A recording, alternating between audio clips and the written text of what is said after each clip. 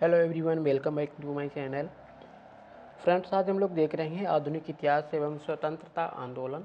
इससे संबंधित पूरा देखेंगे, इम्पॉर्टेंट है पूरा। आज हम लोग इसको रिवीजन करेंगे शॉर्ट फॉर्म में।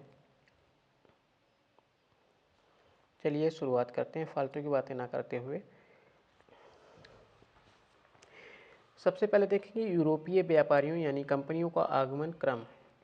सबसे पहले कौन आया? देखिए, यूरोपीय जो कंपनियां आई हैं, सबसे पहले आए पुर्तगीज आए जो कि 1498 ईस्वी में। इसके बाद में डच जो कि हालैंड के निवासी थे, ये 1605 ईस्वी में आए। ब्रिटिश यानी अंग्रेज, ये इंग्लैंड के निवासी थे, ये 1608 ईस्वी में आए हैं। इसके बाद में डेनिश जो कि डेनमार्क के निवासी थे, ये 1620 ईस्वी में आए। इसके बाद में फ्रांसीसी जो कि फ्रांस के रहने वाले थे, ये 1668 ईस्वी में आए थे। और फिर आए थे स्वीडिश सबसे लास्ट में, जो कि स्वीडन के थे। ठीक है। पुर्तगीज कंपनी सर्वप्रथम 1498 ईस्वी में ये भारत में आई और सबसे लास्ट में ये गई थी, यानी कि 1961 ईस्वी में इन्होंने गोवा को छोड़ा था।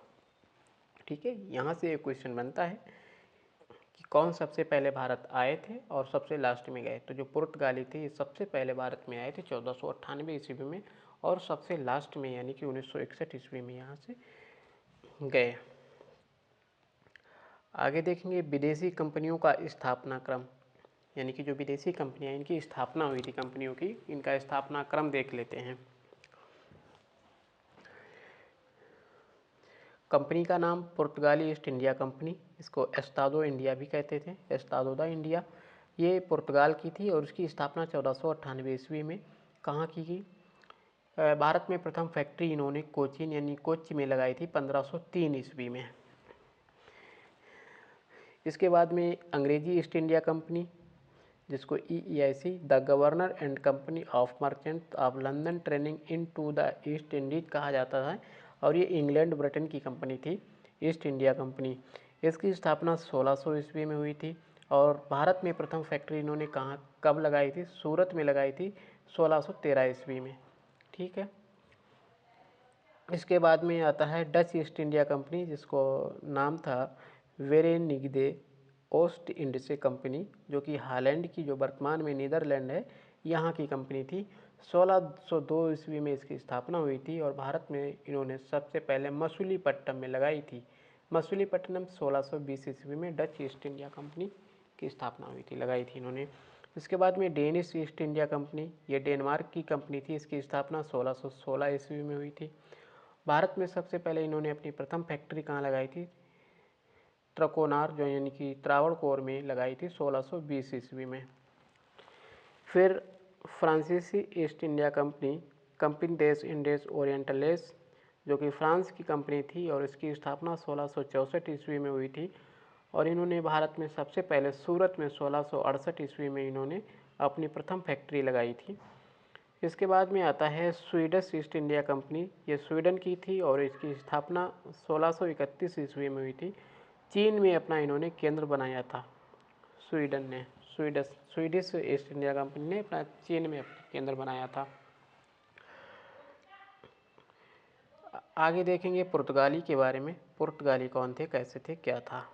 चलिए, प्रथम पुर्तगाली एवं प्रथम यूरोपीय यात्री ये वास्को डी गामा, जो कि मई 1498 ईस्वी में अहमद इब्न मजूद नामक गुजराती पथ प्रदर्शक की सहायता से ये कालीकट, जो कि केरल नामक बंदरगाह पर ये पहुंचा था। 1505 ईस्वी में फ्रांसिस्को डी अल्मीडा, ये भारत में प्रथम पुर्तगाली वायसराय बनकर आया था। 1510 ईस्वी में अल्बुकर्क ने बीजापुर के शासक यूसुफ आदिल शाह से गोवा छीन लिया। ये देखिए पुर्तगालियों की राजनीति है। प्रथम पुर्तगाली यूरोपीय यात्री वास्को डी गामा, ये मई 1498 ईस्वी में अहमद इब्न मजीद नामक जो गुजराती पथ प्रदर्शक था, इसकी सहायता से ये कालीकट केरल के बंदरगाह पर पहुंचा। इसके बाद में 1505 ईस्वी में फ्रांसिस्को दी अल्मीडा, ये भारत में प्रथम पुर्तगाली वायसराय बनकर भारत आया। फिर 1510 ईस्वी में अल्बुकर्क ने बीजापुर के शासक यूसुफ आदिल शाह से उनसे गोवा छीन लिया, क्योंकि गोवा पर इनका शासन था। फिर देखते हैं फ्रांसीसी 1664 ईस्वी में फ्रांसीसी कंपनी की स्थापना मंत्री कालवर्ट के प्रयासों से फ्रांस के सम्राट लुई 14वां के शासनकाल में हुई थी। फ्रेंच ईस्ट इंडिया कंपनी को कंपनी देश इंडेस ओरिएंटलिस के नाम से इसको जाना गया। फ्रांसीसियों का प्रथम फ्रांसीसी गवर्नर फ्रैंको मार्टिन था। 1673 ईस्वी में फ्रांसीसी कंपनी के गवर्नर फ्रैंक मार्टिन ने बेलिकोंडपुरम के सूबेदार शेर खां लोदी से पांडिचेरी यानी कि पुडुचेरी नामक एक गांव प्राप्त किया, जिसे कालांतर में पांडिचेरी कहा गया। इसके बाद में बांडीबास के युद्ध 1760 ईस्वी में अंग्रेज सेनापति जनरल आयरकुट ने फ्रांसीसियों को पराजित कर दिया था। बांडीबास के युद्ध में 1760 जो बांडीबास का युद्ध हुआ था, इसमें अंग्रेज सेनापति जनरल आयरकुट जो था, इसने फ्रांसीसियों को पराजित किया। और कर्नाटक का युद्ध अंग्रेज एवं फ्रांसीसियों के मध्य में ये लड़ा गया था। इसके बाद में देखेंगे अंग्रेजों के बारे में। अंग्रेज ये 1599 ईस्वी में स्थल मार्ग से भारत आने वाला प्रथम अंग्रेज जॉन मिल्डन हॉल था। कौन था प्रथम अंग्रेज? John Mildenhall. ये 1599 में स्थल मार्ग से भारत में आया था। 31 दिसंबर 1600 में ब्रिटेन की महारानी एलिजाबेथ प्रथम ने the governor and company of merchant of London training into the East Indies को पूर्व से व्यापार हेतु 15 वर्षों के लिए व्यापारिक अधिकार प्रदान किया था। 1609 ईस्वी में जेम्स प्रथम ने इसे अनिश्चित काल के लिए बढ़ा दिया। इसके बाद में 1608 ईस्वी में ब्रिटेन के राजा जेम्स प्रथम के दूत के रूप में कैप्टन हॉकिंस ये सम्राट अकबर के नाम पत्र लेकर जहांगीर के दरबार में आगरा पहुंचा था। 1608 ईस्वी में ब्रिटेन के राजा जेम्स प्रथम के दूत के रूप में ये कैप्टन हॉकिंस ये क्वेश्चन पूछा जाता है। सम्राट अकबर के नाम पर पत्र लेकर ये कहाँ पहुंचा था? जहांगीर के दरबार में। तो प्रथम अंग्रेज कौन था? जहांगीर के दरबार में आने वाला कैप्टन हॉकिंस।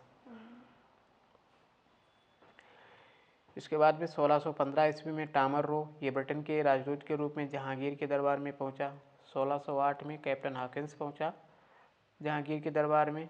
इसके बाद में 1615 में टॉमस रो पहुंचा, ये ब्रिटेन के राजदूत के रूप में जहांगीर के दरबार में। फिर 1661 में इंग्लैंड के सम्राट चार्ल्स द्वितीय का विवाह पुर्तगाली राजकुमारी कैथरीन से हुआ था। फलस्वरूप चार्ल्स को बम्बई उपहार के रूप में इसको प्राप्त हुआ था। ईस्ट इंडिया कंपनी ने 1668 ईस्वी में 10 पाउंड प्रतिवर्ष के किराए पर चार्ल्स द्वितीय से बम्बई को प्राप्त किया।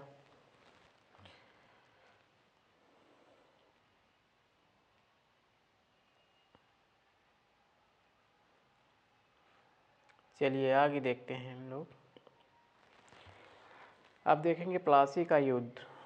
प्लासी का युद्ध 23 जून 1757 ईस्वी को प्लासी का युद्ध हुआ था। किसके बीच हुआ? बंगाल के नवाब सिराजुद्दौला और अंग्रेजों के सेनापति रॉबर्ट क्लाइव के मध्य में ये युद्ध हुआ था, प्लासी का युद्ध। परिणाम इसमें क्या रहा? अंग्रेज विजयी हुए। इसमें विशेष क्या, भारत में ब्रिटिश साम्राज्य की नींव रखी गई थी प्लासी के युद्ध के समय। 23 जून 1757 ईस्वी में जब प्लासी का युद्ध हुआ था, इसमें भारत में ब्रिटिश साम्राज्य की नींव रख गई थी।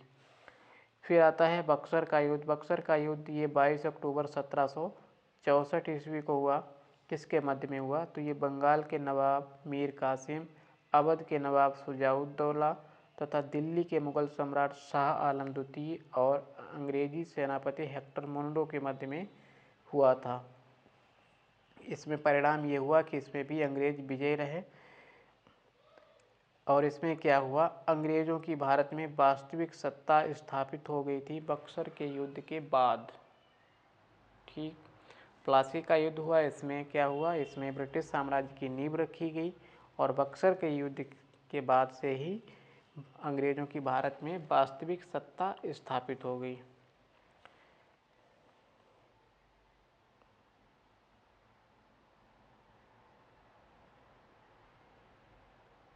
इसके बाद में आते हैं, हम देखते हैं इलाहाबाद की संधि, जो किसके द्वारा की गई? रॉबर्ट क्लाइव के द्वारा।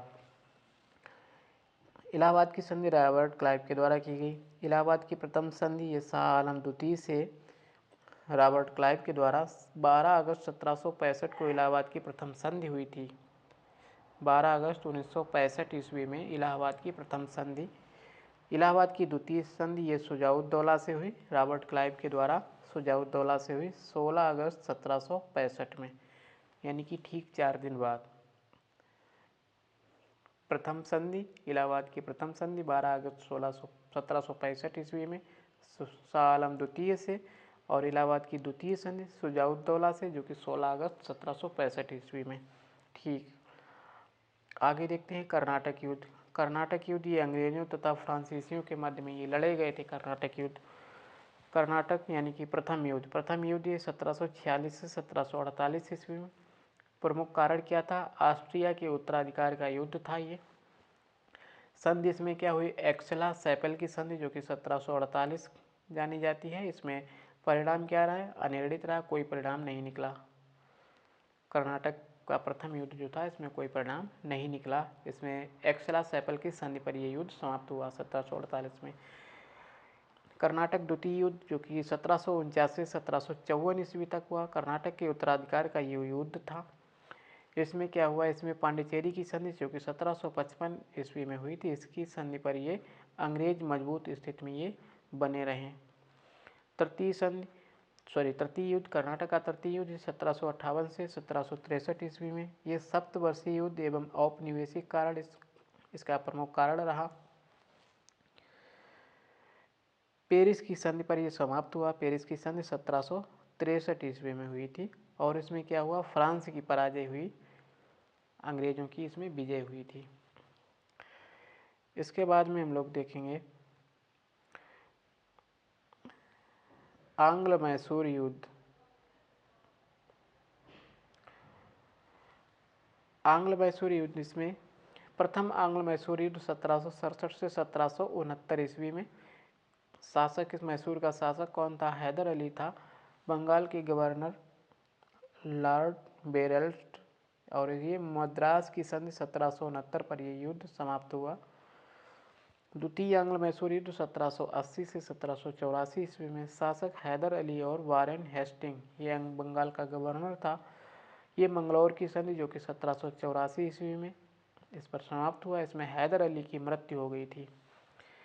द्वितीय आंग्ल मैसूर युद्ध 1790 से 1792 में हुआ। द्वितीय आंग्ल मैसूर युद्ध, मैसूर का शासक उस समय टीपू सुल्तान था, और बंगाल का गवर्नर जो था वो लॉर्ड कॉर्नवालिस था। इसमें संधि क्या हुई? श्रीरंगपट्टनम की संधि 1792 ईस्वी में हुई। इसी संधि पर युद्ध समाप्त हुआ, तृतीय आंग्ल मैसूर युद्ध। फिर चतुर्थ आंग्ल मैसूर युद्ध 1799 ईस्वी में।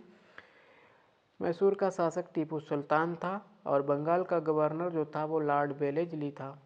संधि, ये मैसूर की गद्दी पर अडयार वंश का एक बालक कृष्णराज बैठा, और इसमें टीपू सुल्तान की मृत्यु हो गई थी।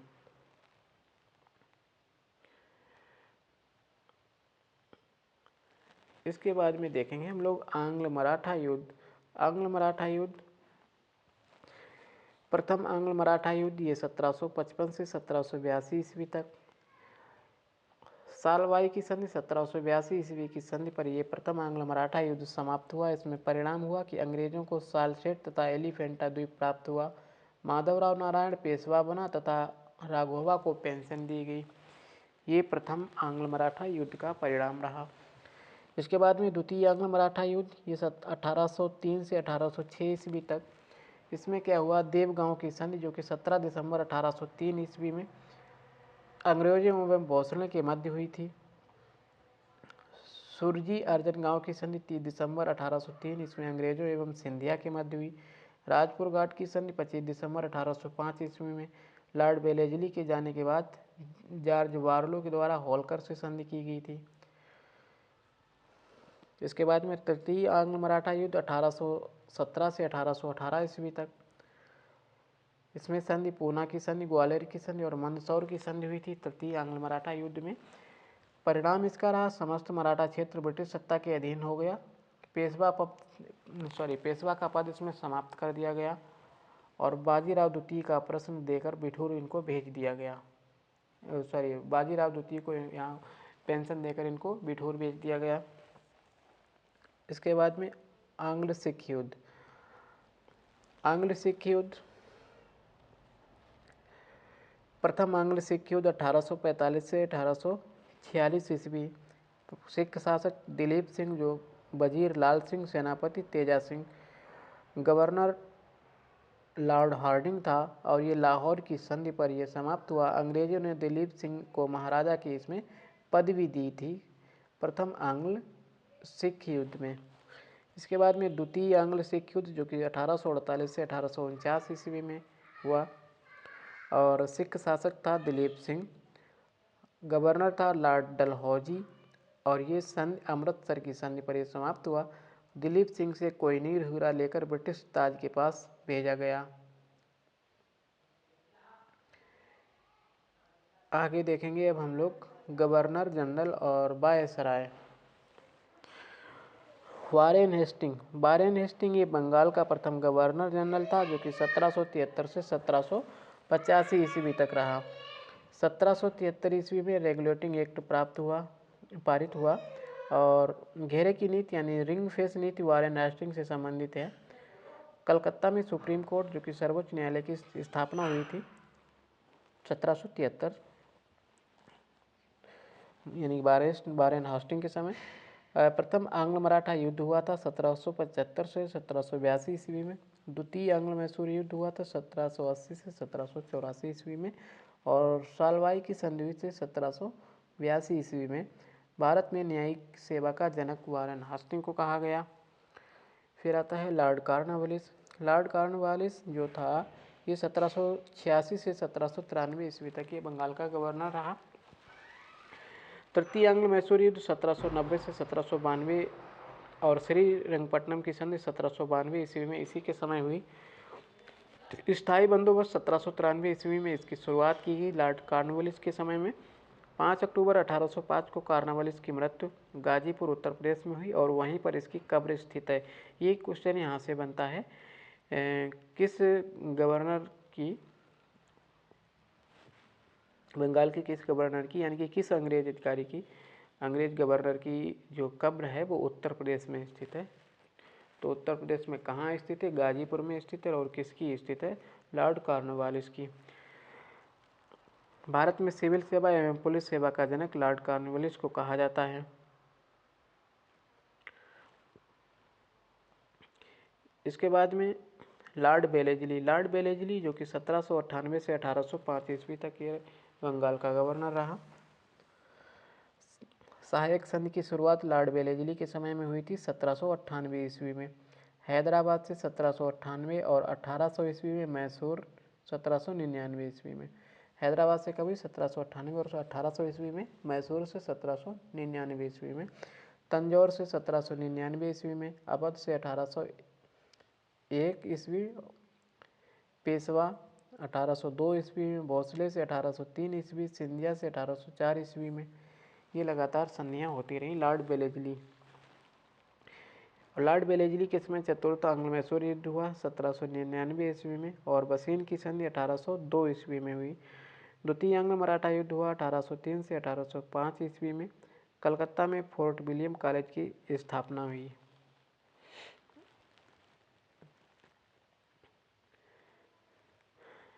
लॉर्ड हास्टिंग जो कि 1813 से 1823 ईस्वी तक लॉर्ड हास्टिंग रहा, बंगाल का गवर्नर।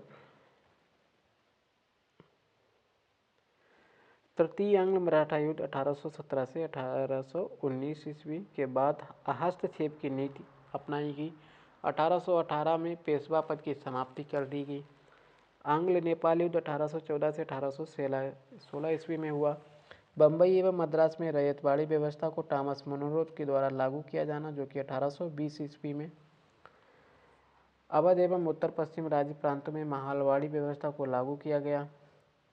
इसके बाद में लॉर्ड विलियम बेंटिंक जो कि बंगाल का अंतिम गवर्नर जनरल तथा भारत का प्रथम governor general Lord William Bentinck 1828 से 1835 ईस्वी तक। 1829 ईस्वी में नियम 17 के द्वारा सती प्रथा का उन्मूलन किया। 1833 ईस्वी के चार्टर एक्ट द्वारा बंगाल के गवर्नर जनरल को भारत का गवर्नर जनरल बना दिया गया। इस प्रकार 1833 ईस्वी में भारत का पहला governor general Lord William Bentinck हुआ। बेंटिंक ने कर्नल सुलेमान की सहायता से 1830 ईस्वी में ठगी प्रथा को इसने समाप्त किया था। 1830 ईस्वी में किसकी सहायता से? कर्नल सुलेमान की सहायता से 1830 ईस्वी में इसने ठगी प्रथा को इसने समाप्त कर दिया था। आगे देखेंगे लॉर्ड एलनबरो। लॉर्ड एलनबरो ये 1892 में लॉर्ड एलनबरो क्या था? भारत का प्रथम गवर्नर जनरल यानी कि द्वितीय गवर्नर जनरल। लॉर्ड एलनबरो ये 1842 से 1844 ईस्वी ये प्रथम आंग्ल अफगान युद्ध समाप्त हुआ इस समय, और सिंध को 1843 ईस्वी में पूर्ण रूप से ब्रिटिश साम्राज्य से इसने मिला लिया, और 1843 ईस्वी में दास प्रथा का उन्मूलन जो कि 1843 एक्ट 5 के द्वारा हुआ, 5 के तहत। फिर आता है लॉर्ड डलहौजी जो कि 1848 से 1856 ईस्वी तक ये रहा। द्वितीय आंग्ल सिख युद्ध 1848-49 ईस्वी के समय में हुआ। 29 मार्च 1849 को पंजाब का जो अंग्रेजी राज्य में विलय हो गया। कोहिनूर हीरा महारानी विक्टोरिया को बेच दिया गया था। लॉर्ड डलहौजी ये बेबगत सिद्धांत का जनक कहा जाता है। बेबगत सिद्धांत के अंतर्गत विलय किए गए गणराज्य कौन थे? जो सतारा सबसे पहले 1848 ईस्वी में,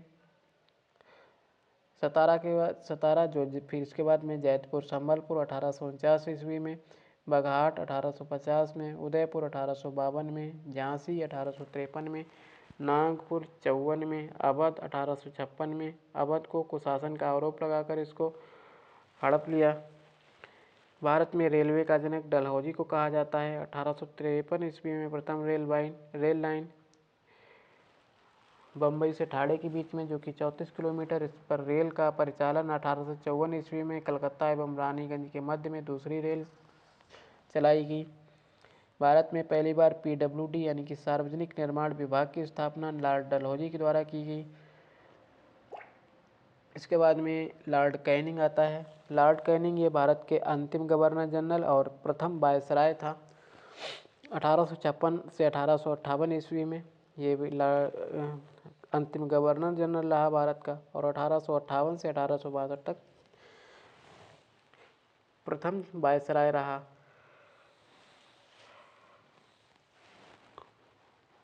1857 का प्रथम स्वतंत्रता संग्राम इसी के समय हुआ। 1857 में कलकत्ता, बम्बई एवं मद्रास में 3 नए विश्वविद्यालयों की स्थापना की गई।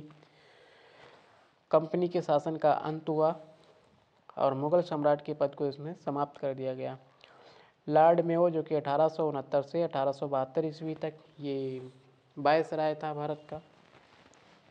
1871 में पुरातत्व सर्वेक्षण विभाग बनाया गया। 1865 ईस्वी में कलकत्ता, बम्बई एवं मद्रास एवं उच्च न्यायालय की स्थापना की गई। भारत में प्रथम जनगणना लॉर्ड मेयो के कार्यकाल में यानी कि 1872 में हुई थी। इसके बाद में लॉर्ड लिटिन आता है। लॉर्ड लिटिन 1878 ईस्वी में 1876 से 1880 ईस्वी तक 1878 में इसने रिचर्ड स्ट्रेची की अध्यक्षता में प्रथम अकाल आयोग की नियुक्ति की थी। किसने? लॉर्ड लिटिन ने। वर्नाक्युलर प्रैक्टिस एक्ट 1878 पारित किया लॉर्ड लिटिन ने। सुरेंद्रनाथ बनर्जी ने इस एक्ट को आकाश से होने वाला वज्रपात कहा। द्वितीय अफगान युद्ध 1878 से 1880 ईस्वी तक हुआ तथा वैधानिक जनपद सेवा का गठन 1878 ईस्वी में किया गया। सिविल सेवा परीक्षाओं में प्रवेश की अधिकतम आयु सेवा जो थी 21 वर्ष से घटाकर 19 वर्ष कर दी गई। फिर आता है लॉर्ड रिपन। रिपन 1880 से 1884 ईस्वी तक, नियमित जनगणना 1881 ईस्वी में शुरू की गई थी लॉर्ड रिपन के द्वारा। समय में स्थानीय स्वशासन संबंधी प्रस्ताव पारित 1882 ईस्वी, इसलिए रिपन को स्थानीय स्वशासन का इसको जनक कहा जाता है। विलियम हंटर की अध्यक्षता 1882 ईस्वी में शिक्षा आयोग का गठन जो कि प्राथमिक शिक्षा से संबंधित था। वर्नाक्युलर प्रेस एक्ट 1882 इसमें समाप्त किया इसने।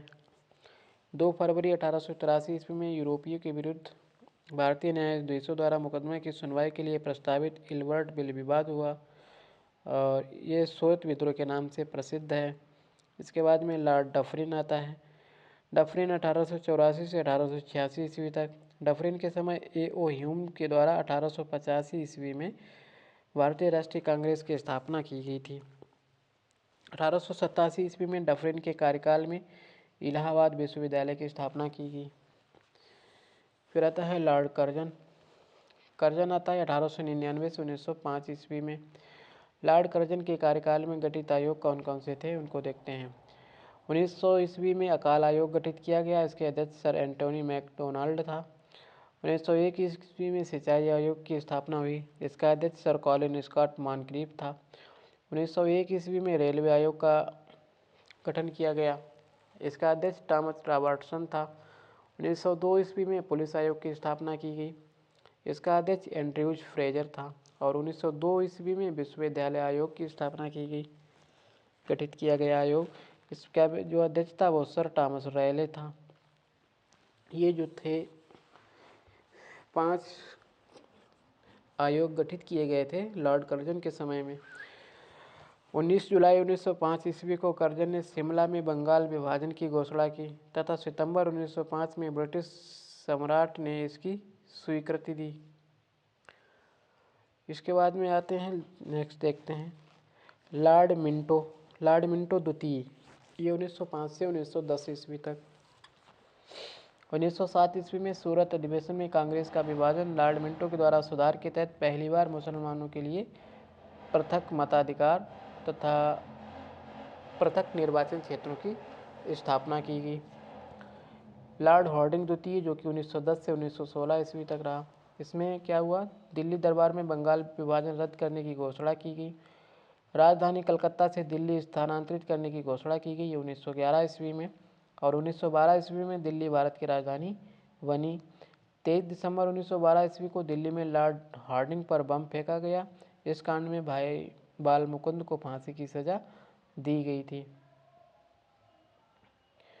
फिर आता है लॉर्ड चेम्सफोर्ड। लॉर्ड चेम्सफोर्ड 1916 से 1921 ईस्वी तक। 20 अगस्त 1917 के सुधारों की घोषणा, जो कि मॉन्टेग्यू चेम्सफोर्ड घोषणा के नाम से ये प्रसिद्ध है। लॉर्ड रीडिंग 1921 से 1926 ईस्वी तक, एकमात्र यहूदी वायसराय था लॉर्ड रीडिंग। 1922 ईस्वी में सर्वप्रथम ICS की परीक्षा लंदन एवं इलाहाबाद में आयोजित हुई थी लॉर्ड रीडिंग के समय। 1 अक्टूबर 1926 को लोक सेवा आयोग की स्थापना की गई। फिर आता है लॉर्ड इरविन 1926 से 1931 ईस्वी तक। इसमें क्या हुआ, देशी रियासतों के संबंध में 1927 में हार्टोग बटलर समिति की नियुक्ति हुई। 3 फरवरी 1928 को साइमन कमीशन भारत पहुंचा। 5 मार्च 1931 को गांधी इरविन समझौता हुआ।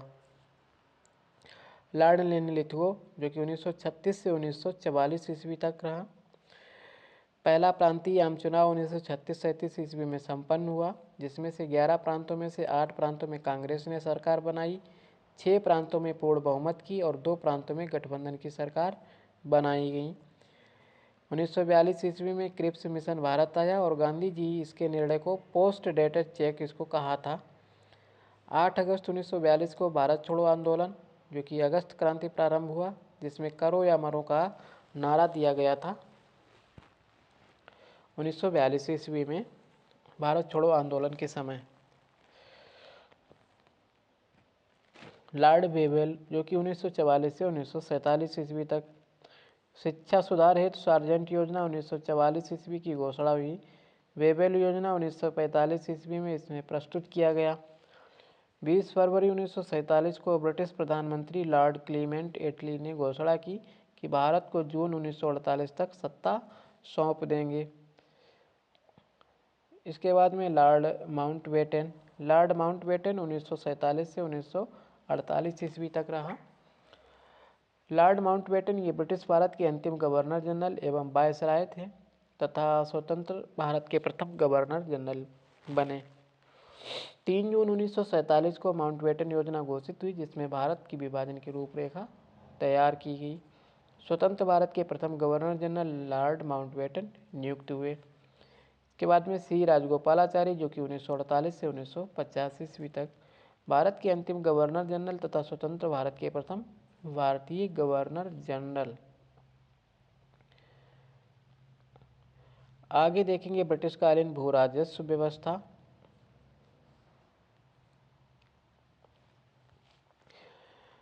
स्थायी बंदोबस्त या जमींदारी बंदोबस्त ये 1793 ईस्वी में किसके द्वारा, लॉर्ड कॉर्नवालिस के द्वारा ये शुरू की गई थी।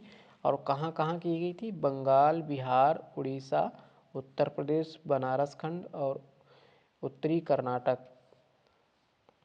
ब्रिटिश भारत का 19% भूभाग भूमि अधिकृत जमींदार को ब्रिटिश सरकार को राजस्व देने की जिम्मेदारी जमींदार की गई थी। ये था स्थायी बंदोबस्त जो कि 1793 ईस्वी में लॉर्ड कॉर्नवालिस के द्वारा लागू किया गया। कहाँ कहाँ, बंगाल, बिहार, उड़ीसा, उत्तर प्रदेश, बनारस खंड, उत्तरी कर्नाटक। और ब्रिटिश भारत का 19% भूभाग भूमि अधिकृत जमींदार को और ब्रिटिश सरकार को राजस्व देने की जिम्मेदारी जमींदार की थी। रैयतवाड़ी व्यवस्था ये 1920 ईस्वी में टॉमस मुनरो के द्वारा कहाँ लागू की गई, बम्बई, मद्रास और असम में। ब्रिटिश भारत का 51% भूभाग ये रैयतवाड़ी व्यवस्था के अंतर्गत भूमि का मालिक किसान होता था और ब्रिटिश सरकार को राजस्व देने की जिम्मेदारी इसमें किसान की। इसके बाद में महालवाड़ी व्यवस्था, ये 1822 ईस्वी में हार्ट मैकेंजी इसका जनक था और इसने लागू की थी कहाँ, उत्तर प्रदेश, मध्य प्रांत, पंजाब। ब्रिटिश भारत का 30% भूभाग। कृषि पर गांव का अधिकार होता, भूमि पर गांव का अधिकार महालवाड़ी में।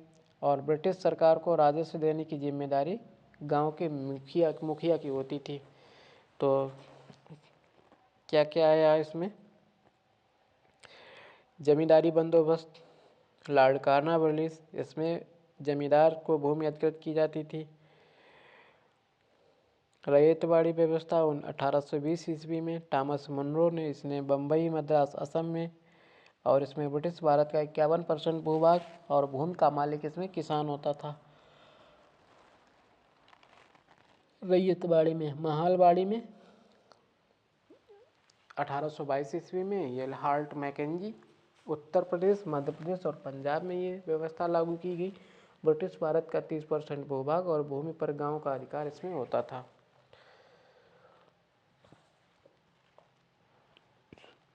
ब्रिटिश कालीन समितियां, इनाम आयोग 1852 ईस्वी में, अध्यक्ष इसका इनाम था लॉर्ड वायसराय लॉर्ड डलहौजी और उद्देश्य भूमि स्वामियों की संपत्ति या उपाधियों की जांच हेतु। चार्ल्स वुड डिस्पैच जो कि 1854 ईस्वी में, अध्यक्ष सर चार्ल्स वुड था, वायसराय लॉर्ड डलहौजी था और भारत की भावी शिक्षा की रूपरेखा तैयार करना ये इसका उद्देश्य था। स्ट्रेची आयोग 1878 ईस्वी में, रिचर्ड स्ट्रेची अध्यक्ष था, लॉर्ड लिटिन वायसराय था और ये उद्देश्य अकाल पीड़ितों की सहायता हेतु। हंटर आयोग 1882 ईस्वी में, विलियम हंटर ये वायसराय था, लॉर्ड रिपिन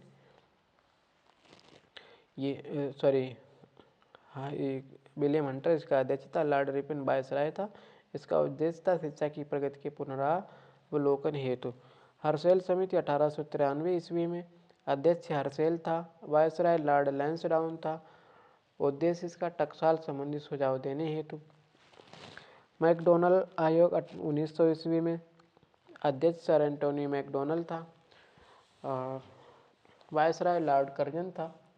उद्देश्य इसका था दुर्भिक्ष पर स्ट्रेची आयोग की रिपोर्ट पर अपना सुझाव देने हेतु।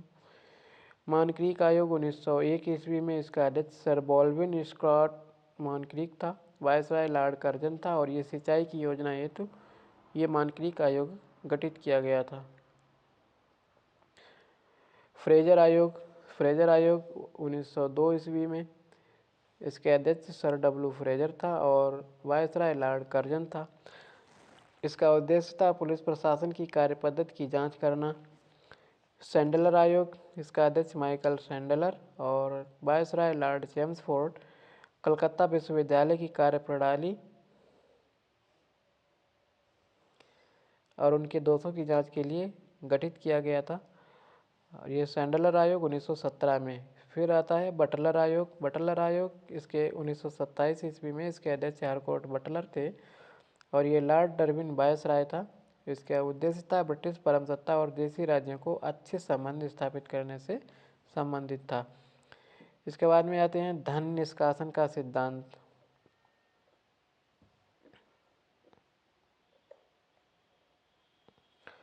धन निष्कासन का सिद्धांत, ड्रेन ऑफ वेल्थ थ्योरी। इसके प्रतिपादक कौन थे? दादा भाई नौरोजी। इनकी जो पुस्तक grand old man of India इनको कहा जाता था। इनकी पुस्तक थी अन इंग्लैंड डेप टू इंडिया, जो कि 1867 ईस्वी नाम लेख के द्वारा। और दूसरी थी poverty and un-British rule in India, ये 1901 ईस्वी नामक पुस्तक के द्वारा।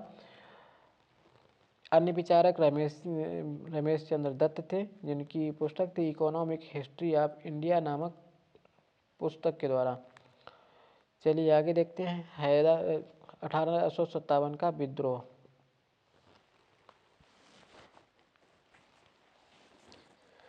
29 मार्च 1857 ईस्वी में 34वीं नेटिव इन्फेंट्री बैरकपुर पश्चिम बंगाल जिला परगना के मंगल पांडे ने अपने सार्जेंट मेजर बाग की हत्या कर दी थी और मेजर सार्जेंट ह्यूसन को गोली मार दी। मंगल पांडे को 8 अप्रैल 1857 को फांसी दी गई। विद्रोह की शुरुआत 10 मई 1857 को मेरठ से हुई। 1857 के सैनिक विद्रोह के समय भारत का गवर्नर जनरल लॉर्ड कैनिंग था। 1857 के सैनिक विद्रोह के समय मुगल शासक बहादुर शाह द्वितीय जफर था। आगे चलिए देखते हैं 1857 की क्रांति के प्रमुख केंद्र। भारतीय नायक विद्रोही नेता विद्रोह तिथि, ये दिल्ली के भारतीय नायक कौन थे? विद्रोही नेता बहादुर शाह द्वितीय, जो को वक्त खां कहा जाता था। विद्रोह तिथि यानी 11 मई 1857 को विद्रोह की तिथि शुरुआत हुई। विद्रोह का दमन करता था निकलसन और हडसन। दमन तिथि 20 सितंबर 1857 को इसको दमन किया गया। लखनऊ केंद्र के विद्रोही नेता कौन थे? बेगम हजरत महल और बिरजिस कादिर। विद्रोह की तिथि 30 मई 1857 ईस्वी में। विद्रोह का दमन करता कॉलिन और कैंपबेल था। दमन की तिथि मार्च 1858 ईस्वी में। इसके बाद में झांसी की रानी लक्ष्मीबाई थी और इसकी जो तिथि थी 4 जून 1857। दमन करता था जनरल ह्यूरोज और ये 17 जून 1858 ईस्वी में दमन तिथि इसकी थी। फिर आता है कानपुर के थे नाना साहब। 5 जून 1857 को विद्रोह हुआ। इसका दमन करता कॉलिन कैंपबेल था और 6 दिसंबर 1857 को दमन हुआ था। जगदीशपुर के कुंवर सिंह थे, जो कि 12 जून 1857 ईस्वी को के दमन करता मेजर विलियम टेलर एवं विसेंट आयर। दिसंबर 1858 में इसका दमन हो गया। इसके बाद में अब देखेंगे हम लोग फैजाबाद में मौलवी अहमदुल्ला तिथि जून 1857 ईस्वी में और दमन करता था कैंपबेल। 5 जून 1858 ईस्वी को ये विद्रोह समाप्त हुआ। बरेली की खान बहादुर खान की जून 1857 में इसकी दमन की तिथि और कैंपबेल ने इसका दमन किया। 1858 में इसकी पूर्ण तरह दमन हो गया। इलाहाबाद यानी प्रयागराज के लियाकत अली, जो कि जून 1857 ईस्वी में इसकी तिथि और कर्नल नील इसके दमन करता थे। 1858 ईस्वी में इसकी दमन की तिथि। फतेहपुर के अजीमुल्ला 1857 ईस्वी में। जनरल लेनार्ड ये दमन करता था। 1858 में इसका दमन हो गया। आगे देखेंगे 1857 के विद्रोह से संबंधित पुस्तकें एवं उनके लेखक। The Indian war of independence 1857, इसके लेखक हैं BD. Savarkar. The great rebellion के लेखक हैं अशोक मेहता। सिपाही mutiny and the revolt of 1857 RC. Majumdar. सामाजिक एवं धार्मिक सुधार आंदोलन हिंदू सुधार आंदोलन। राजा राम मोहन राय एवं ब्रह्म समाज।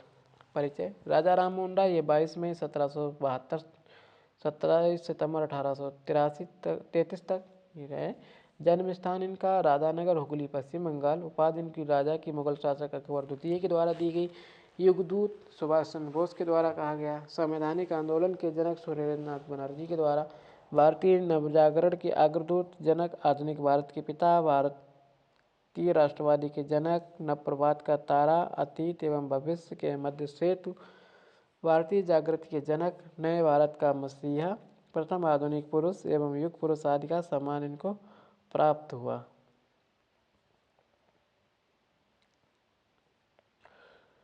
आगे देखेंगे प्रकाशित समाचार पत्र एवं पत्रिकाएं। संवाद कौमुदी ये बांग्ला भाषा में, मिरातुल अखबार अंग्रेजी और फारसी भाषा में 1822 ईस्वी में, ब्राह्मणिकल मैगजीन। प्रमुख पुस्तकें एवं रचनाएं तुहफात उल मुवाहिदीन जो एक असरवादियों को उपहार है 1809 ईस्वी में फारसी भाषा में प्रकाशित। प्रीसेप्ट ऑफ जीसस जो कि जीसस का उपदेश वचन जो कि 1820 में ये प्रकाशित हुआ। स्थापित संस्थाएं वेदांत सोसाइटी की स्थापना 1816 ईस्वी में कलकत्ता में, आत्मीय सभा 1814-15 ईस्वी में कलकत्ता में, हिंदू कॉलेज 1817 ईस्वी में कलकत्ता में, डेविड हेयर की अग्रणी भूमिका, वेदांत कॉलेज 1825 ईस्वी में कलकत्ता में और ब्रह्म समाज के 1828 ईस्वी में कलकत्ता में संस्थाएं स्थापित हुई। आगे देखेंगे स्वामी दयानंद सरस्वती एवं आर्य समाज। इनका जन्म 12 फरवरी 1824 ईस्वी में टंकारा गुजरात में हुआ। बचपन का नाम मूल शंकर था। स्थापित संस्था आर्य समाज 1875 ईस्वी में बम्बई में। नारा दिया था वेदों की ओर लौटो, भारतीयों के लिए है। स्वराज शब्द का सर्वप्रथम प्रयोग किया था। उपाधि इनको भारत का मार्टिन लूथर कहा गया। सुधारात्मक कार्य, वेदों का पुनरुत्थान, वैदिक धर्म की पुनः स्थापना, सामाजिक धार्मिक और कुरीतियों का प्रबल विरोध किया। आंदोलन क्या था? शुद्धि आंदोलन जो कि पुनः हिंदू धर्म में प्रवेश, गौ रक्षा आंदोलन, दंडी स्वामी पूर्णानंद ने ही मूल शंकर का नाम स्वामी दयानंद सरस्वती रखा। प्रमुख पुस्तकें सत्यार्थ प्रकाश संस्कृत में 1874 ईस्वी में प्रकाशित हुई। पाखंड खंडन 1866 ईस्वी में, अद्वैत मत का खंडन 1873 ईस्वी में हुआ। सत्यार्थ प्रकाश को आर्य समाज का बाइबल कहा जाता है। सत्यार्थ प्रकाश में स्वामी जी ने लिखा है कि बुरे से बुरा देसी राज्य से अच्छा विदेशी राज्य से बेहतर है। स्वामी दयानंद पहले व्यक्ति थे जिन्होंने हिंदी को राष्ट्रभाषा स्वीकार किया तथा स्वराज शब्द का प्रयोग किया था। स्वामी विवेकानंद एवं रामकृष्ण मिशन।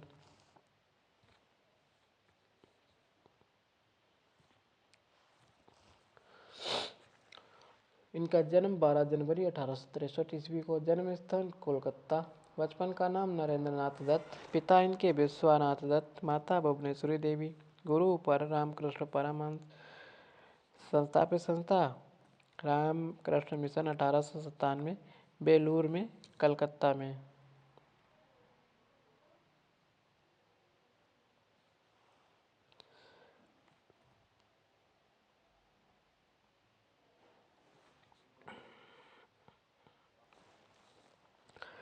हिंदू सामाजिक धार्मिक आंदोलन एवं संगठन देखेंगे। Asiatic society.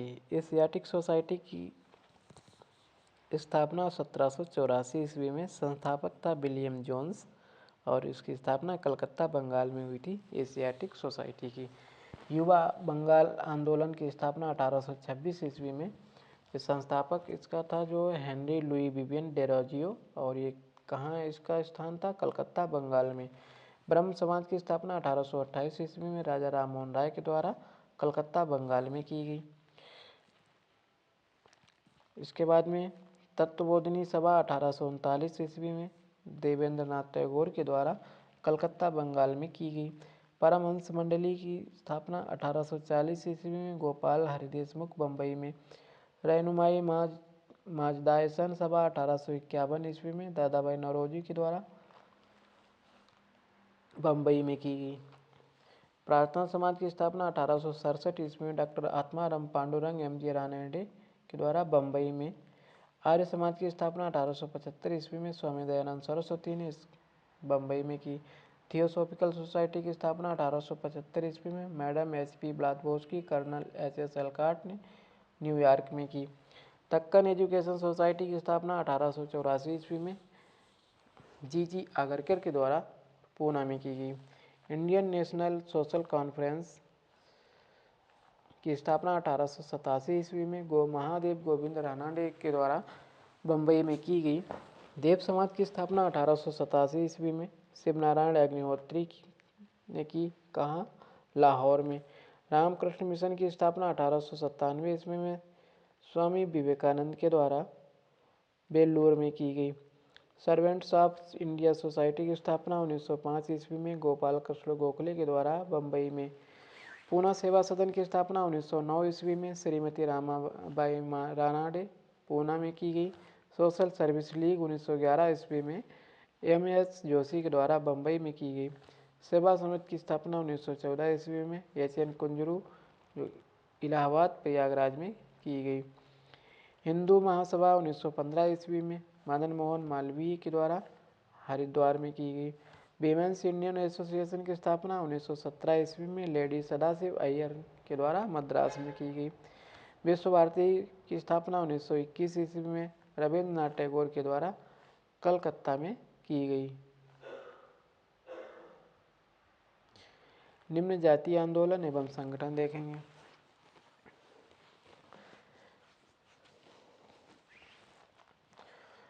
सत्यशोधक समाज की स्थापना 1873 ईस्वी में ज्योतिबा फुले राव के द्वारा महाराष्ट्र में की गई।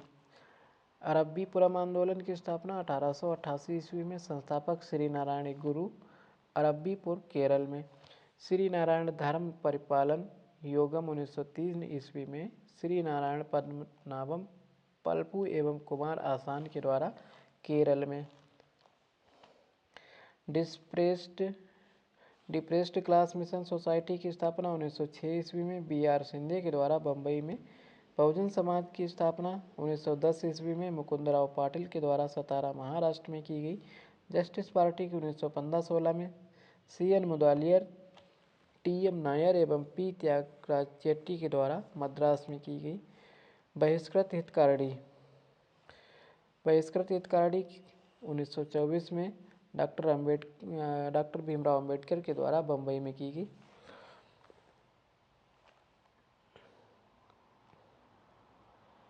आत्मसम्मान आंदोलन ये 1920 ईस्वी में ई.बी. रामास्वामी नायकर एवं बलीजा नायडू के द्वारा मद्रास में किया गया। आगे देखेंगे हम लोग मुस्लिम सामाजिक धार्मिक आंदोलन। दारुल उलूम अथवा देवबंद आंदोलन 1866 ईस्वी में संस्थापक इसका मोहम्मद कासिम नानकवी एवं राशिद अहमद गंगोई देवबंद में की गई।